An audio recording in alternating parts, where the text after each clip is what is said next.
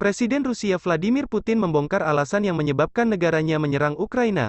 Hal ini ia sampaikan saat mendeklarasikan operasi militer ke negara tetangganya itu, tanggal 24 Februari lalu. Berikut pidato lengkap Putin mengenai alasan penyerangannya itu. Saya menganggap perlu hari ini untuk berbicara lagi tentang peristiwa tragis di Donbas dan aspek kunci untuk memastikan keamanan Rusia. Saya akan mulai dengan apa yang saya katakan dalam pidato saya pada tanggal 21 Februari tahun 2022. Saya berbicara tentang keprihatinan dan kekhawatiran terbesar kami, dan tentang ancaman mendasar yang diciptakan oleh politisi Barat yang tidak bertanggung jawab untuk Rusia secara konsisten, kasar dan tidak sopan dari tahun ke tahun. Saya mengacu pada ekspansi NATO ke arah timur, yang memindahkan infrastruktur militernya semakin dekat ke perbatasan Rusia. Adalah fakta bahwa selama 30 tahun terakhir kami telah dengan sabar berusaha mencapai kesepakatan dengan negara-negara NATO terkemuka mengenai prinsip-prinsip keamanan yang setara dan tak terpisahkan di Eropa. Menanggapi proposal kami selalu menghadapi penipuan dan kebohongan sinis atau upaya tekanan dan pemerasan, sementara Aliansi Atlantik Utara terus berkembang meskipun ada protes dan kekhawatiran kami, mesin militernya bergerak dan, seperti yang saya katakan, mendekati perbatasan kita. Mengapa ini terjadi? Dari mana datangnya cara bicara yang kurang ajar dari ketinggian eksepsionalisme, infalibilitas, dan segala tindakan permisif mereka? Apa penjelasan dari sikap menghina dan menghina ini terhadap kepentingan kita dan tuntutan yang benar-benar sah? Jawabannya sederhana, semuanya jelas dan jelas. Pada akhir 1980-an, Uni Soviet semakin lemah dan kemudian pecah.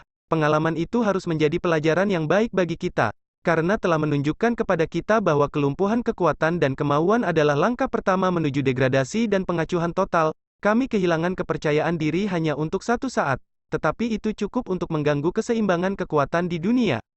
Akibatnya, perjanjian dan kesepakatan lama tidak berlaku lagi. Permohonan dan permintaan tidak membantu. Apapun yang tidak sesuai dengan negara dominan, kekuatan yang ada, dikecam sebagai hal yang kuno, usang dan tidak berguna. Pada saat yang sama, segala sesuatu yang dianggap bermanfaat disajikan sebagai kebenaran tertinggi dan dipaksakan kepada orang lain tanpa memandang biayanya, dengan cara yang kasar dan dengan cara apapun yang tersedia. Mereka yang menolak untuk mematuhi akan dikenakan taktik senjata yang kuat. Apa yang saya katakan sekarang tidak hanya menyangkut Rusia, dan Rusia bukan satu-satunya negara yang mengkhawatirkan hal ini. Ini ada hubungannya dengan seluruh sistem hubungan internasional, dan kadang-kadang bahkan sekutu Amerika Serikat, AS, runtuhnya Uni Soviet menyebabkan pembagian kembali dunia, dan norma-norma hukum internasional yang berkembang pada saat itu dan norma-norma dasar yang diadopsi setelah Perang Dunia II dan sebagian besar memformalkan hasilnya datang di jalan mereka yang menyatakan diri sebagai pemenang Perang Dingin.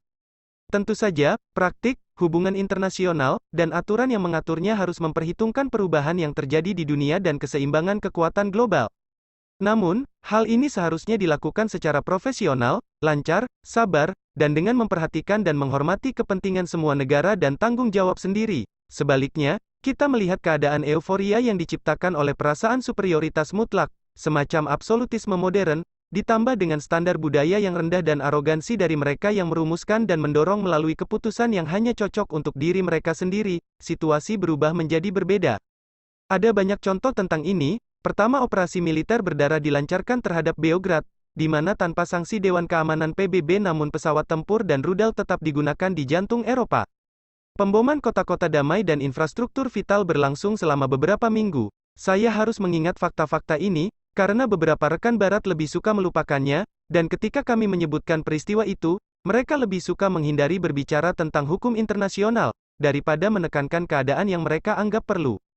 Kemudian datang giliran Irak, Libya dan Suriah, penggunaan kekuatan militer secara ilegal terhadap Libya dan distorsi dari semua keputusan Dewan Keamanan PBB di Libya menghancurkan negara, menciptakan kursi besar terorisme internasional, dan mendorong negara itu menuju bencana kemanusiaan, ke dalam pusaran perang saudara, yang telah berlanjut di sana selama bertahun-tahun.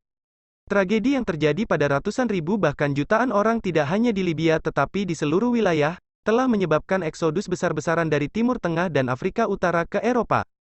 Nasib serupa juga disiapkan untuk Suriah, operasi tempur yang dilakukan oleh koalisi Barat di negara itu tanpa persetujuan pemerintah Suriah atau sanksi Dewan Keamanan PBB hanya dapat didefinisikan sebagai agresi dan intervensi.